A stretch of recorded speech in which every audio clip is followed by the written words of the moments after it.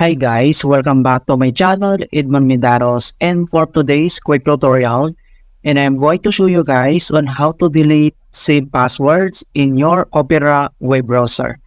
So without further ado, and let's go ahead. So all you have to do is to open up the Opera browser, and then dito lang sa top left corner, and then select mo lang yung Opera logo, so click mo lang yan. And then next ay kailangan mo lang select dito yung settings. And then dito sa settings, scroll down, yung pinakadulo lang, makikita mo dito yung advanced. So i-click mo lang tong arrow na to.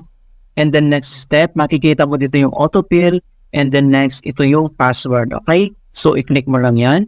And then dito sa password, makikita mo kaagad dito yung save password. So mayroong isang account dito na nakasave. Kung paano ba natin yan i-delete? So dito lang sa right side, makikita mo dito yung tatlong dot. Ito yung more options. So, i-click mo lang yan.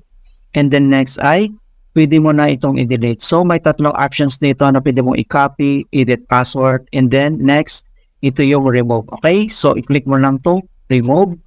Ayan. So, password deleted.